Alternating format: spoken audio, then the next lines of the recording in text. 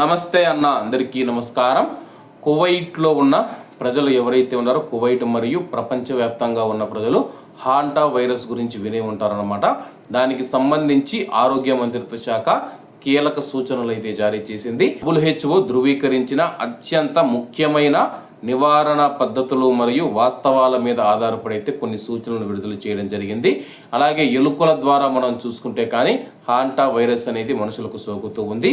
దీంతో ఎలుకలతో సంబంధాన్ని తగ్గించాలి, అంటే ఎలుకలకు దూరంగా ఉండాలని చెప్పేసి వ్యక్తిగత పరిశుభ్రతను ప్రోత్సహించాలి.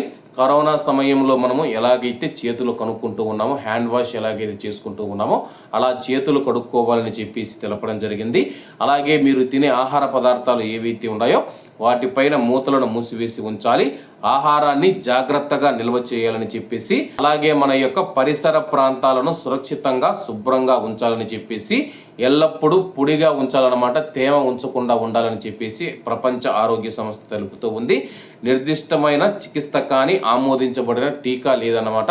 ప్రస్తుతం హాంటా వైరస్కు మనం చూసుకుంటే ఏదైనా చికిత్స కానీ ట్రీట్మెంట్ కానీ లేకపోతే టీకాలు కానీ లేవని చెప్పేసి ప్రజలందరూ జాగ్రత్తగా ఉండాలని చెప్పేసి ముందస్తు రోగ నిర్ధారణతో బతికే అవకాశాలను పెంచుతూ ఉంది.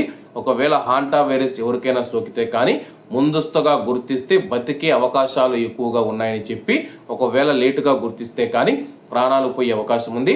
కాబట్టి కువైట్లో ఉన్న మన భారతీయులు ఎవరైతే ఉన్నారో ఈ యొక్క ఎలుకలతో చాలా జాగ్రత్తగా ఉండండి. మీ చుట్టుపక్కల ఎలుకలు ఉంటే కానీ ఎలుకల మందు తెచ్చి పెట్టడం మంచిదన్నమాట.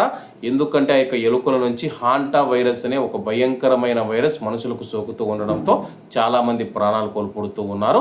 ఈ నేపథ్యంలో కువైట్ ఆరోగ్య మంత్రిత్వ శాఖ, ప్రపంచ ఆరోగ్య సంస్థ WHO విడుదల చేసిన ఏవైతే మార్గదర్శకాలు ఉన్నాయో ఆ యొక్క మార్గదర్శకాల గురించి కువైట్లోని ప్రజలకు సూచనలు చేసింది.